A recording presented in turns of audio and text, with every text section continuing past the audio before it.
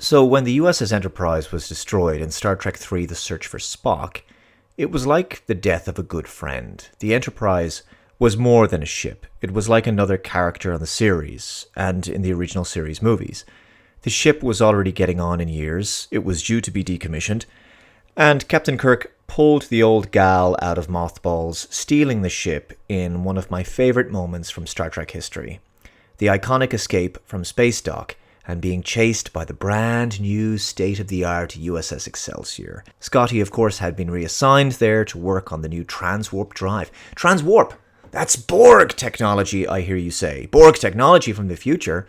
In the 23rd century, they didn't have that tech. So they had their kind of Roswell moment because the Borg went back in time in Star Trek First Contact from the 24th century. And they went back to the 21st century to try to stop Zefram Cochrane's warp flight. But the Enterprise E followed them back and destroyed the Borg sphere. And the debris, the remnants of it, were discovered then in the 22nd century, frozen in the Arctic Circle. And there was some Borg frozen in the ice, and they woke up because it was like the film The Thing, and they assimilated the scientists and their shuttle, and then Captain Archer and the Enterprise NX-01 had to go and chase them down and destroy them.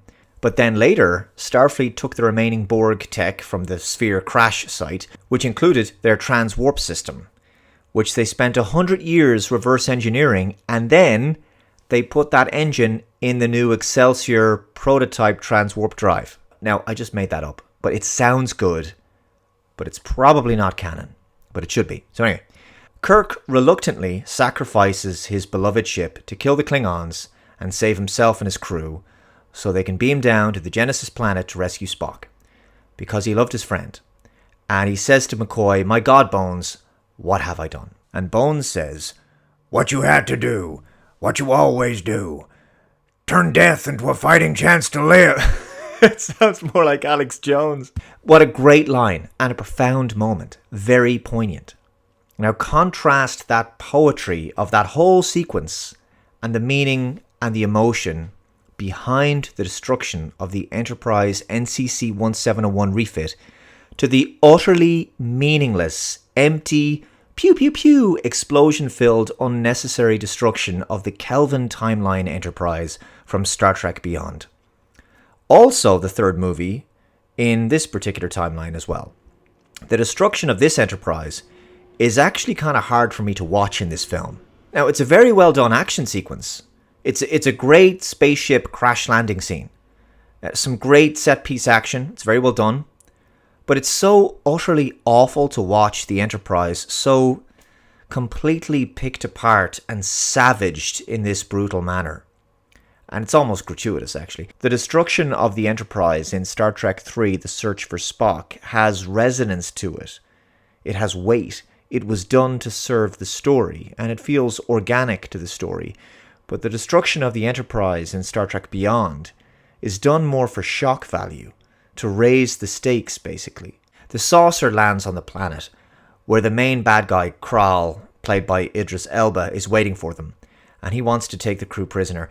The reason for this is, it's so contrived and silly. So Kral looks and acts very alien, even speaking in an alien language.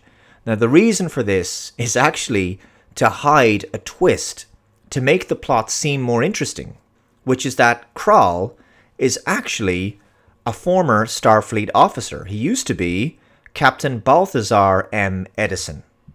Okay, now Edison was a soldier with the Makos from Star Trek Enterprise, and he fought in the Xindi and Romulan Wars.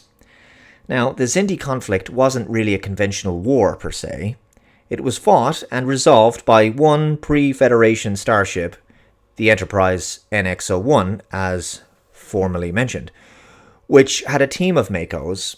Now, later, when the Federation was founded, Edison didn't like that he was kind of put out to pasture as captain of a starship. So he was no longer a soldier. He was supposed to be like a diplomat now. And he was given command of the USS Franklin, a ship kind of similar to the NX class. It's called a Freedom class starship. Now, the ship was lost and it crash landed on the planet Altamid, where Edison believed that he had been abandoned by the Federation. Why? So he resented the Federation's peaceful, benevolent, and diplomatic stance versus his own values, his militaristic values.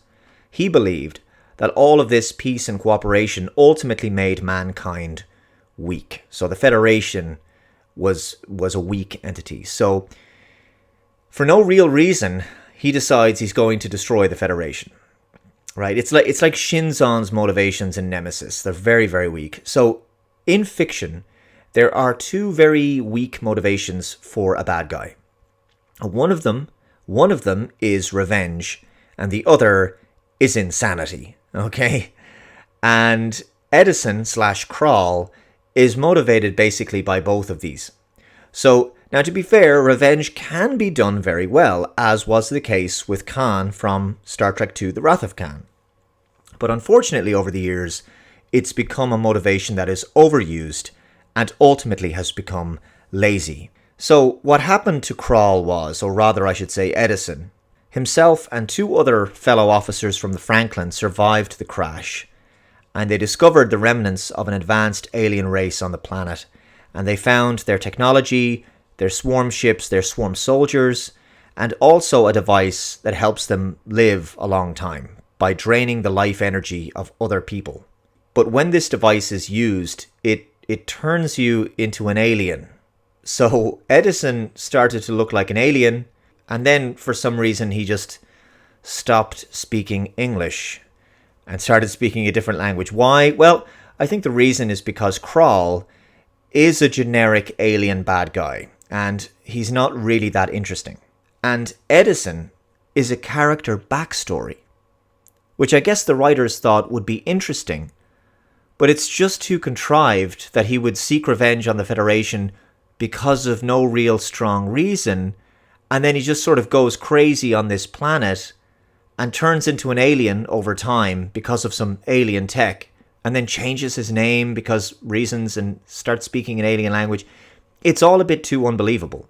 The whole alien transformation thing is just done to hide the character's real identity for the first part of the movie, to try to create a cool and surprising twist, right?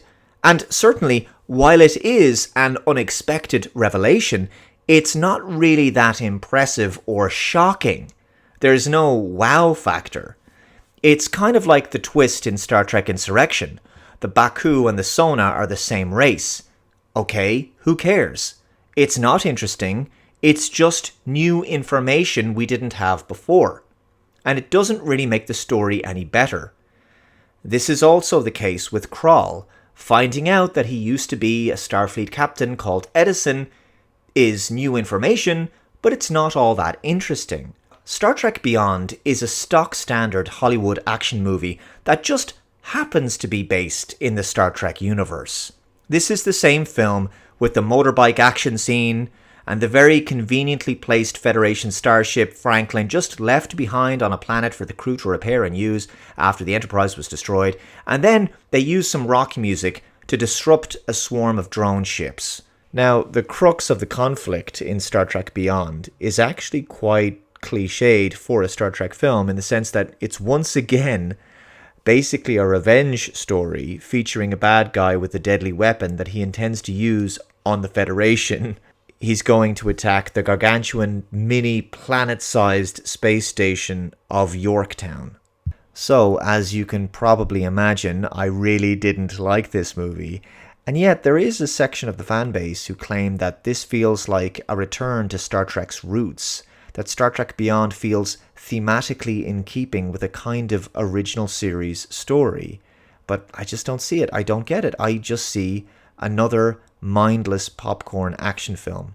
But if I can find one brief positive here in the film, I did very much enjoy the scene where Spock retrieves the personal effects of his older future counterpart, and he sees a photo of the original series crew. It's actually from Star Trek V, The Final Frontier. I thought that moment was a really nice tribute to the original series. But other than that very brief moment, I just don't have very many good things to say about Star Trek Beyond. Awful story, just paper-thin motivations for the extremely weak villain. It's more like Star Trek beyond rhyme or reason. Thank you very much for watching. Let me know your thoughts in the comments below. Take care. I'll see you next time. Bye bye.